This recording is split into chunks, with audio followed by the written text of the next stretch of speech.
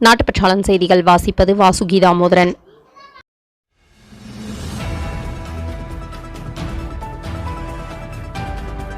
தமிழகத்தில் நாடாளுமன்ற தேர்தலுக்கான வேட்புமனு வாபஸ் முடிந்து இறுதி வேட்பாளர் பட்டியல் வெளியிடப்பட்டது. 39 தொகுதிகளில் 950 பேர் போட்டியிடுகின்றனர். ராமநாதபுரத்தில் 25 பேர்களும், சிவகங்கை 20 பேர்களும், மதுரையில் 21 பேர்களும், விருதுநகரில் 21 பேர் களம் காண்கின்றனர். சென்னை சில்க்ஸ் நிறுவனத்தால் பழனி கோயிலுக்கு வழங்கப்பட்ட பேட்டரி பேருந்து 40 லட்சம் மதிப்பில் 2 பேருந்துகள் வழங்கப்பட்டுள்ளது. புதுச்சேரியில் கழிவுநீர் கால்வாய் தூர்வாரும் போது நேர்ந்த விபத்தில் சுவர் இடிந்து விழுந்தது. சுவருக்கு அடியில் உள்ள 8 தொழிலாளர்களில் 3 நபர்கள் உயிரிழந்த நிலையில் 2 பேர் மருத்துவமனையில் சிகிச்சை பலனின்றி உயிரிழப்பு.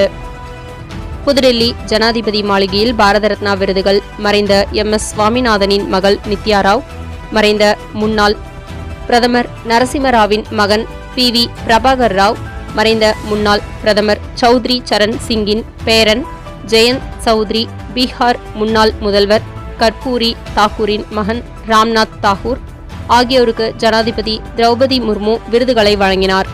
மேலும் முன்னாள் துணை பிரதமர் அத்வானி வீட்டில் ஓய்வு எடுத்து வருவதால் அவருக்கான விருதை ஜனாதிபதி திரௌபதி முர்மு அவரின் வீட்டிற்கு சென்று பாரத ரத்னா விருது அளித்தார். வன்னியர்களுக்கு இடஒதுக்கீடு வழங்கிவிட்டு சமூக நீதி பற்றி மற்றவர்களுக்கு பாடம் நடத்துங்கள் என முதல்வர் ஸ்டாலினுக்கு பாமக நிறுவனர் ராமதாஸ் கண்டனம் தெரிவித்துள்ளார்.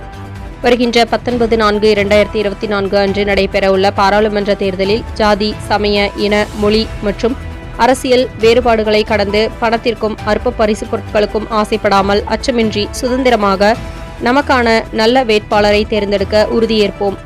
வாக்களிப்பினை முழுமையாக நிறைவேற்றுவோம். ஜனநாயகத்தை காப்போம். என்றென்றும் மக்களுக்காக சமுதாய நலப்பணியில் தன்னார்வ நுகர்வோர் உரிமை பாதுகாப்பு நல மையம் மற்றும் நாட்டுப்பற்றாளன் இதழ்.